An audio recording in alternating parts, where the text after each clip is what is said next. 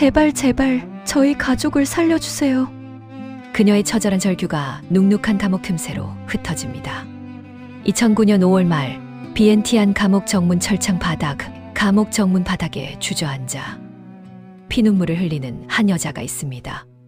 그녀의 기억은 12년 전 모든 비극이 시작되었던 그 차가운 압록강의 겨울밤으로 거슬러 올라갑니다. 이 이야기의 시작은 한반도에서 가장 춥고 험준하다는 함경북도 해산시입니다. 그곳에 살던 17살의 소녀 현서는 유복한 가정에서 세상의 어둠을 전혀 알지 못했습니다. 그리고 1990년대 중반 북한 전역을 피눈물로 물들인 지독한 기근, 이른바 고난의 행군이 시작되고 군간부를 그만두고 국경무역을 하던 아버지가 돌아가시면서 소녀의 유복했던 세상은 완전히 무너져 내렸습니다. 배급제가 중단되고 함경북도의 척박한 땅에서는 더 이상 먹을 것을 구할 수 없게 되자 엄마, 저 강 너머에는 정말 배불리 먹을 수 있는 세상이 있는 거야? 엄마 옆집 순이가 어제부터 보이지 않아요. 1997년 12월 어느 날 밤 소녀는 그저 딱 한 번만 강 건너 세상을 구경하고 돌아오겠다는 철없는 호기심으로 집을 나섰습니다. 그것이 가슴이 찢어지는 생이별의 서막임을 소녀는 미처 알지 못했습니다. 사선을 넘은 데가는 너무나도 혹독했습니다. 중국인으로 완벽하게 위장하기 위해 중국어 성조를 피나게 연습하고 또 연습했습니다. 밤마다 침대에 엎드려 눈물을 흘렸습니다.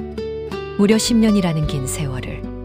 시간이 흘러 20대 중반이 된 현서를 누군가의 신고로 중국 공안들이 경찰서로 잡아갔습니다.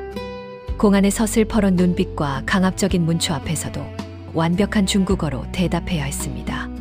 이제는 끝이구나 생각했던 그 경찰서에서 당당하게 자신의 힘으로 걸어 나오고 있었습니다. 중국에서의 그 숨막히던 10년의 유령 생활을 버텨내고 중국 여권으로 비행기로 인천공항을 통해 대한민국 땅을 받았습니다.